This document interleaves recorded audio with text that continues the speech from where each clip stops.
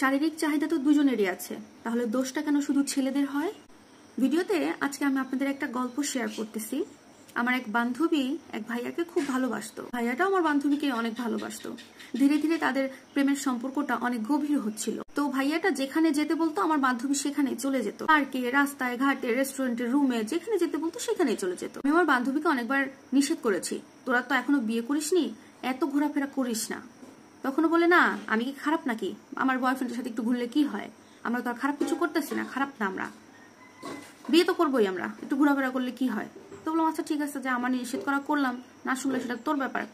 তো এরকম কিছুদিন চলতে চলতে আমার বান্ধবীর মা বিষয়টা জেনে যায়। তারপরে এসে আমার জিজ্ঞেস করে যে ওই কি প্রেম করে নাকি। আমি বলছি আমি তো জানি না কিছু। তখন বান্ধবীর মা আমাকে বলে যে তুমি একটু ওরে বুঝাও, ও যেন এরকম প্রেম টেম না করে। আমি বিষয়টা বুঝতে পারছি যে প্রেম করতেছে এরকম।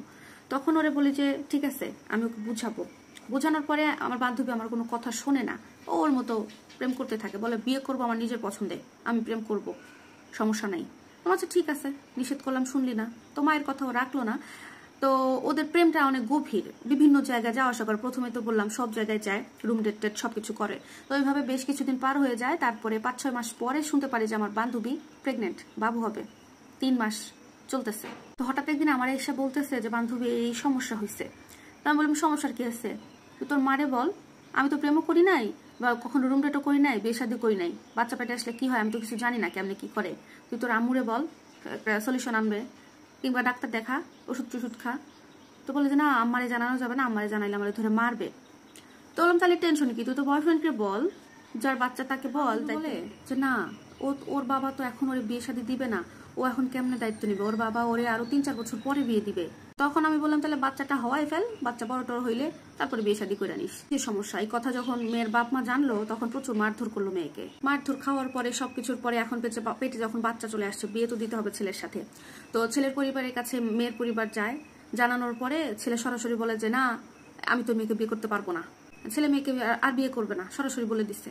এখন তো মেয়েটা বলে, আমার বান্ধবী বলে যে আমি গলায় দড়ি নিয়ে মরে যাবো, বাচ্চাটা নষ্ট করে ফেলবো, নানান ধরনের কথা বলতে থাকে। কথা হচ্ছে গলায় যে ফাঁসি নিবে, বিষ খেয়ে যে মরে যাবে, তাহলে কি সব সমস্যার সমাধান হয়ে যাবে? এখন বান্ধবীরে বললাম কিরে তোরা তো আগেই বলছিলাম প্রেম ভালো, কিন্তু এত ভালো না, এখন তো আর কিছু করার নাই, বাচ্চাটা জন্মাও, তারপরে বড় করো, কুমারী মা হও। এখন আমার বান্ধবী ওর বয়ফ্রেন্ডকে ফোন টোন দিয়ে যা তা ভাষা কথা বলতেছে, প্রচুর বকাবকি করতেছে, গালাগালি করতেছে। কিন্তু ছেলে বারবার বলে যে সে তার মা বাবার বিরুদ্ধে গিয়ে বিয়ে করতে পারবে না। বান্ধবী চাকরি করতো, তো অফিসে সব বলার পরে ছেলেটার চাকরি খাইয়া দেয় সুপারভাইজার। হ্যাঁ, তো সেই ছেলের চাকরি চলে গেছে, আবার কিন্তু চাকরি পাবে। এখন সবাই কি করে যে ছেলেটারে দোষারোপ করতেছে যে তুই এত বড় শয়তান, প্রেম করছস, ব্যবহার করছস, বাচ্চা পেটে আয়না দিছস, কিন্তু এখন বিয়ে শাদী করতে চাস না, এত বড় ভন্ডামি কেন। মানে ছেলেরা যত পারে দোষারোপ করতেছে। এখন মূল কথা হচ্ছে কি, আমরা মেয়েরা না অনেক খারাপ। কি জানেন, আমি মেয়ে, আমি যদি আমার জিনিস অন্য কাউরে না দেই, কেউ নিতে পারবে? ধর্ষণ হইলে সেটা আলাদা কথা, ওইটা আলাদা সেক্টরের কথা। কিন্তু এই গল্পের ভেতরে যেটা হয়েছে সেটা তো দুজনের প্রতি দুজনের ভালোবাসা থেকেই হয়েছে। দুজনের ইচ্ছাতে যখন হয়েছে, মজা তো দুজনই পাইছে। সত্যি কথা কি জানেন তো, ছেলেরা খারাপ হয় না, ছেলেদের খারাপ বানায় একমাত্র মেয়েরা। আর আজকের যে গল্পটা আপনাদেরকে শেয়ার করলাম, এটা কিন্তু বাস্তবে একটা সত্য ঘটনা।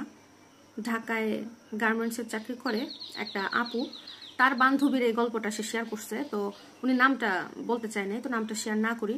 তো দেখেন আসলে ওইটা প্রথমে বললাম না যে শারীরিক চাহিদা কিন্তু দুজনেরই থাকে, কিন্তু দোষটা শুধু ছেলেদের।